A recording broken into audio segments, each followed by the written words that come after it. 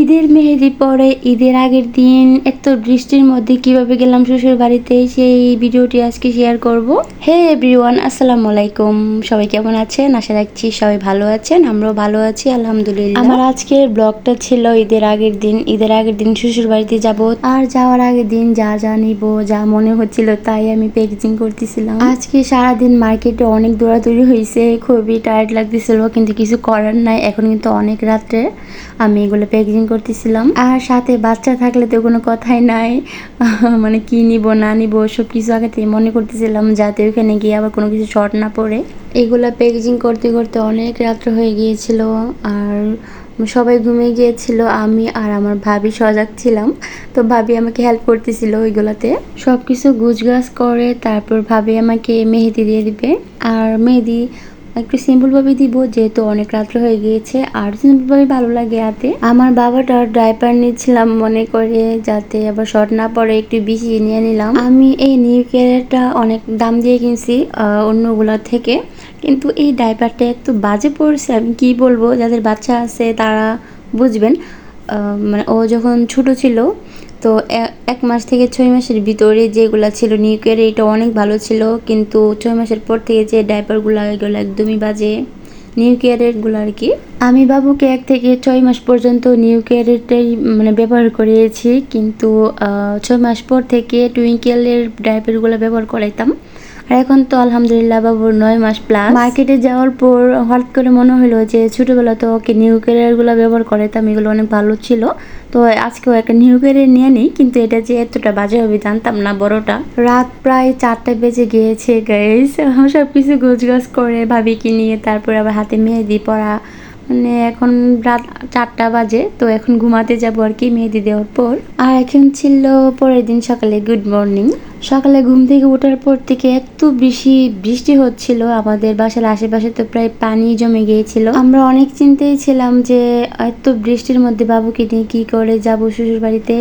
ভোর সকালে উঠে আম্মা ভাবি মিলে রান্না বান্না করে ফেলছিল, তো আমরা খাওয়া দাওয়া করে বের হয়ে গিয়েছি বৃষ্টিটা একটু কমার পর। আর আমার ছোট ভাই আমাদের সাথে নিল, স্টেশন দিয়ে আসবে আর কি।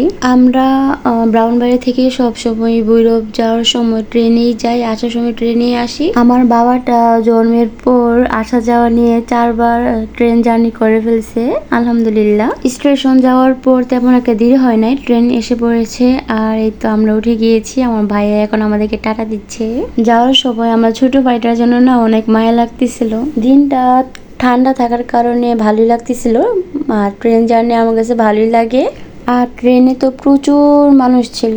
আর এই তো দেখেন বাইরের পরিবেশটা কি যে সুন্দর লাগতেছে। আমার কাছে ট্রেনে গেলে না এরকম পরিবেশ দেখতে খুবই ভালো লাগে, আমি একদম অবলোকে তাকিয়ে থাকি। আর এই তো আমার ছেলেটা না বাইরের দিকে তাকিয়েছিল, মানে ও উপভোগ করতেছিল পরিবেশটা। আব্বু তো একটু পর পর কল দিচ্ছিল আমরা কোথায় আছি না আছি, মানে নাতিকে নিয়ে অনেক চিন্তা, মানে বাচ্চা নিয়ে যাচ্ছি আর এই বৃষ্টির মধ্যে।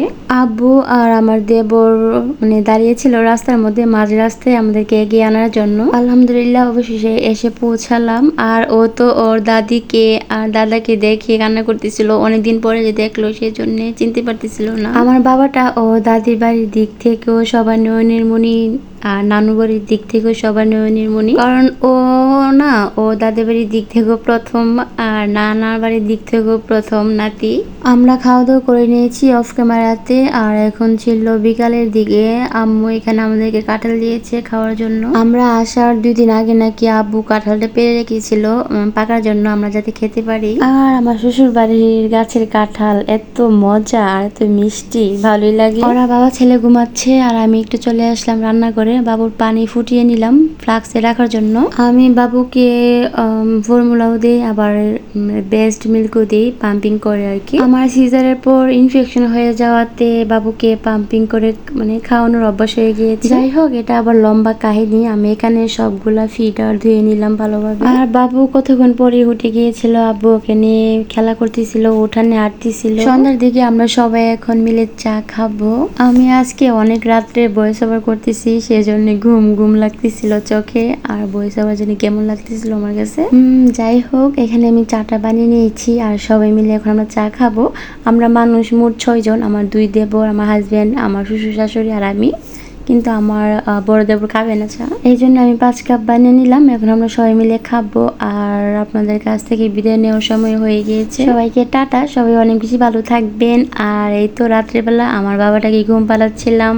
সবাই আমাদের জন্য দোয়া করবেন, বিশেষ করে আমার বাবাটার জন্য। আল্লাহ যাতে ওকে নেক হায়াত দান করে। আল্লাহ হাফেজ। আগামীকাল ঈদ ব্লগ দিব।